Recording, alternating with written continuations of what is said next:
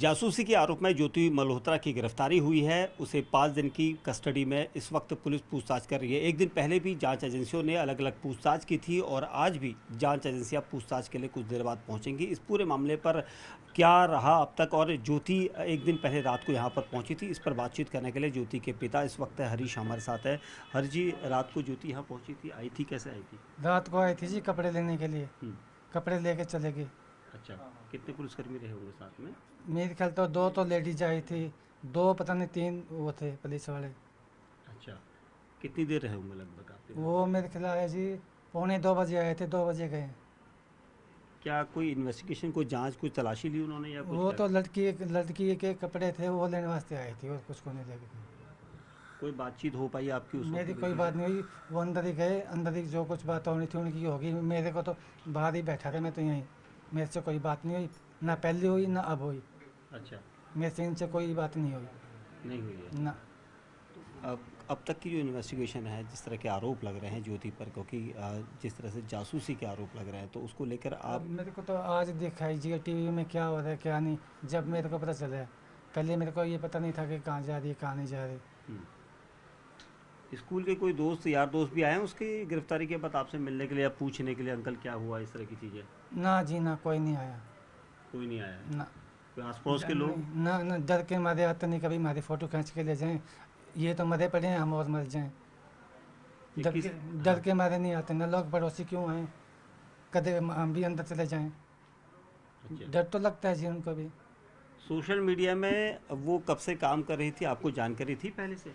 ये 1.5 साल हो गए तो छोटी मोटी मीडिया से बनाया करती। हम्म, बाकी घर पे बैठी बैठी बनाया करती, बाकी पता करनी चाहिए थी। और पाकिस्तान जाती थी, ये आपको पता था? दिल्ली का नाम बता के जाया करती थी। 2 दिन जाऊंगी, कदे 4 दिन में जाऊंगी, फिर 5 दिन में जाऊंगी। आज 5 दिन रुकूंगी। मेरे को तो इतना क्या जाया करते, दिल्ली जाऊंगी। अच्छा, दिल्ली जाऊंगी ये कहती थी। हम्म। पाकिस्तान जाने का भी पता था आपको? पाकिस्तान गई थी? पाकिस्तान का नहीं पता था जी। अच्छा, पाकिस्तान से घूमने के बाद जब आई थी तब कुछ बताया कि आज मैं पाकिस्तान से आया हूँ ना तो? ना जी, इस चीज़ का कुछ नहीं लेना देना नहीं है मेरे पास। कोई मेरा मतलब ही नहीं है उससे। घर ना में मैं पूछा ही नहीं करता उसको। बस ये इतनी घरेलू बात होया करती, बाकी कोई बात नहीं होया करती। आपकी बेटी थी तो कभी कभार लंबे अगली समय से अगली आती थी तो पूछते? नहीं, मैं नहीं पूछा करता जी कि तू दिल्ली गई है तो काम काम करने गई हूँ मैं तो कोई। बाकी ये थोड़ी पता था जी वहाँ चली जाएगी। बेटी काम करती है, जॉब करती है, ये तो पिता अक्सर परिवार के लोग पूछते हैं कि कहाँ काम करती है, कैसा ऑफिस है, ये कभी आपने पूछा था? ना कभी नहीं पूछा। ना जी। जब पुलिस पहली बार आई थी तो आपको पता था कि शक, इस तरह का जासूसी का आरोप लगेगा बेटी पर? मेरे को तो इस चीज़ का शक नहीं था जी कि पता नहीं किस लिए आई है पुलिस। मैं सोचा कोई छोटा मोटा काम होगा जब लेके जा रही हम्म, है। जब ये सामान लेके गए मेरे को पता, डर सा लगने लग गया, पता नहीं क्या हो जाएगा क्या नहीं होगा। मैंने को बताया भी नहीं इन्होंने, जो पुलिस वाले आए थे उन्होंने कुछ भी नहीं बताया किस लिए आए हैं किस लिए नहीं आए। कुछ तो बताते मेरे को पता तो चलता ना।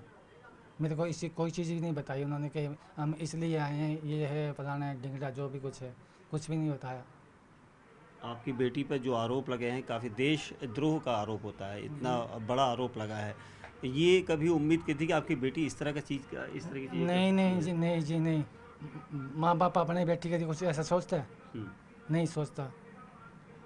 और जिस तरह के सबूत हैं यहाँ पर, सबूतों के बाद ही एजेंसियाँ गिरफ्तार करती है, पुलिस ने गिरफ्तारी की है, तो कुछ ऐसे सबूत होंगे तभी उसको गिरफ्तार किया गया है। तो आप मानते हैं कि ऐसा कोई सबूत अगर आपके सामने रखा जाएगा तो आप क्या कहेंगे इसको लेकर? मेरे को तो ये टीवी में बता दें जी, टीवी में जो कुछ आता है मैं उसी को देख रहा हूँ।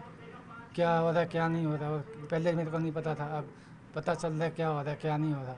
सच है कि पता नहीं क्या है क्या नहीं।